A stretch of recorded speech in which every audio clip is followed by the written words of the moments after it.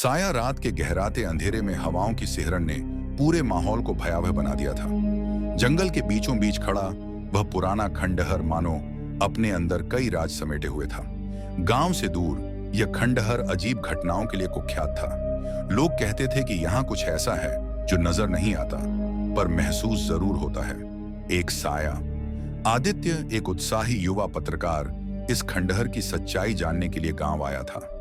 उसे अंधविश्वासों पर विश्वास नहीं था।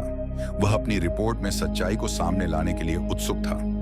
गांव वालों ने उसे कई बार मना किया कि रात में उस खंडहर के पास न जाए, लेकिन आदित्य ने उनकी बातों को अनसुना कर दिया। उसका मानना था कि गांव वाले बेवजह डरते हैं। गांव के बुजुर्गों ने उसे बताया था कि इस खंडहर में जाने वाले कभी वापस नहीं लौटे। खासकर रात में जब अंधेरा अपना पूरा साम्राज्य फैला लेता है, वहां कुछ ऐसा होता है जिसे समझाना मुश्किल है। लेकिन आदित्य को ऐसी बातों पर यकीन नहीं था। उसने तय किया कि वह खुद वहां जाकर सब देखेगा। रात का समय था।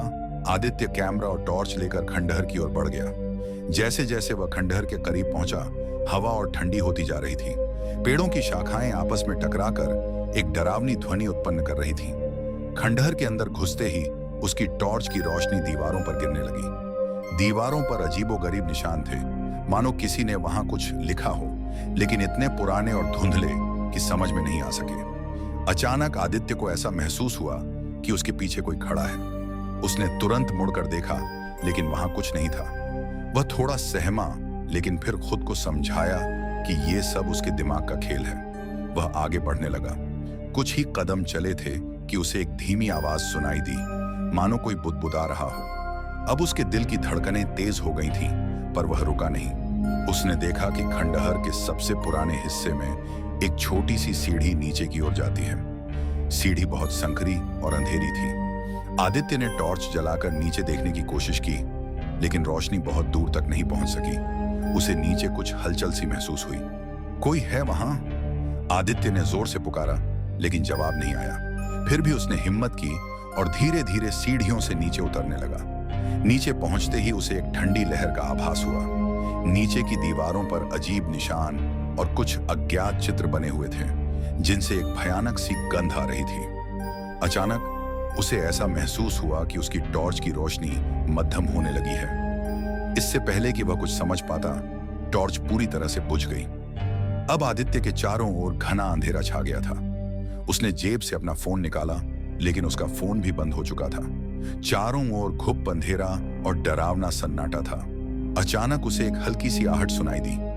कोई उसके बिल्कुल करीब था। कौन है? आदित्य ने घबराहट में पूछा। जवाब में केवल एक धीमी हंसी सुनाई दी, जो उसके रोंगटे खड़े कर देने के लिए काफी थी। उस हंसी में कुछ था जो उसे महसूस हुआ, लेकिन समझ नहीं आया। वह वापस ऊपर की ओर भागने लगा, लेकिन अंधेरे में रास्ता नहीं दिख रहा था। अचानक उसके सामने एक साया उभर आया। वह स्थिर खड़ा था। उसकी आंखों में एक अजीब सी चमक थी, जो आदित्य को उसकी जगह से हिलने नहीं दे रही थी। कौन हो तुम? आदित्य ने कांपती आवाज में पूछा। साया धीरे धीरे उसके पास आने लगा। उसकी चाल बहुत ही धीमी और डरावनी थी। जैसे जैसे वह पास आता गया, आदित्य का शरीर धीरे धीरे जमता गया। साया के चेहरे पर एक अजीब सा सूनापन था। उसकी आंखें खोखली और गहरी थीं, मानो वह आदित्य की आत्मा को निगलने वाला हो। अचानक साया ने धीमी आवाज में कहा, तुम यहां क्यों आए हो?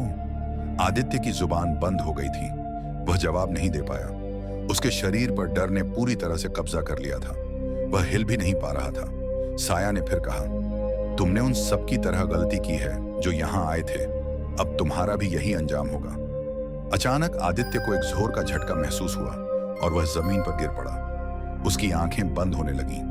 उसे महसूस हुआ कि उसका शरीर धीरे धीरे सुन्न हो रहा है। आखिरी बार उसने उस साये की हंसी सुनी और फिर सब कुछ कालेपन में डूब गया। सुबह गांव के कुछ लोग खंडहर के पास पहुंचे। आदित्य का कैमरा और बैग वहां पड़े थे, लेकिन आदित्य का कोई नामो निशान नहीं था। गांव वालों ने फिर से खंडहर के पास जाने से मना कर दिया। कुछ दिनों बाद आदित्य के ऑफिस में एक पैकेट पहुंचा। पैकेट में उसका कैमरा था और कैमरे में कुछ रिकॉर्डिंग्स थीं। जब उसे चलाया गया तो आखिरी दृश्य वही था। खंडहर की अंधेरी दीवारें, आदित्य की आवाज और फिर एक साया जो धीरे धीरे कैमरे के पास आता गया। कैमरा बंद होने से पहले एक आखिरी आवाज रिकॉर्ड हुई थी, अब मैं तुम्हारे साथ हूं। आदित्य कभी वापस नहीं आया। उस खंडहर के रहस्य से पर्दा नहीं उठ सका। कहते हैं कि जो वहां जाता है वह साय का हिस्सा बन जाता है। क्या तुम भी वहां जाने की हिम्मत करोगे?